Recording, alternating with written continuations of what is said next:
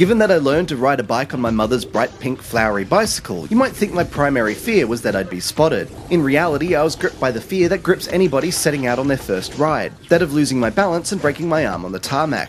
It's a principle FishMoto builds an entire game around, taking the challenge of keeping things smooth and steady to new extremes. But rather than taking place on a bike outside your house, FishMoto is set underwater, with an electric catfish, in a bowl, strapped to a couple of springs mounted on top of a set of wheels. Yes, while actually taking charge of said catfish is a serious business, levels are increasingly decided by the most minute of moves. There's no escaping the fact that FishMoto's setting has been lifted straight out of Nutsville. The idea is to guide your fish around each level as he seeks to rescue his brethren, who, for reasons unknown, have been bagged up and left floating in the water.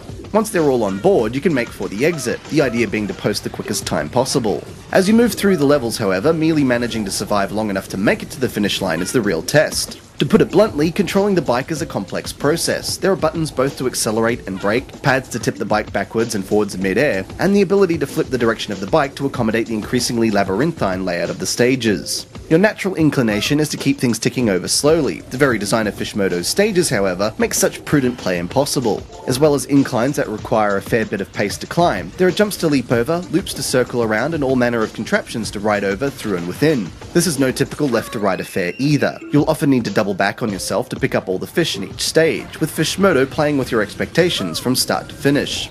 But whether you're on a flat or doing a 360, the principle remains the same. Keep the catfish as level and secure as possible. This means either correcting the bike as it tips back or forth mid-flight, or picking up enough pace to ensure the bowl doesn't fall out of the saddle when gravity tries to take hold. The whole thing is a delicate affair. The slightest touch is enough to crack the catfish's bowl wide open, leaving him flipping about the floor as if trying to win an amateur breakdancing contest. Likewise, should he come free of the bike at any stage, it's also game over, making each and every level a case of trial and error, learning over and over how you need to approach each obstacle based on a succession of slip-ups. It's the question of whether this approach works that really defines FishMoto. There is essentially only one way of completing each stage, and that's the way the developer has intended. The location of the fish themselves tends to result in you following a set path rather than exploring, and some of the jumps and loops can only be successfully approached from one direction. It leaves you needing to pull off move after move without fail, almost to order. It'd be unfair to suggest that this is in any way easy, of course. There are no prompts to push you to any course of action. You have to deduce that for yourself. And actually tackling what quickly becomes a dance from platform to platform is a trick many won't master. Thanks to the array of controls on offer, it's likely most won't make it past the first few stages. The instant reaction when things start to go awry is to panic. Keeping your cool is difficult when contending with the sheer number of buttons on offer.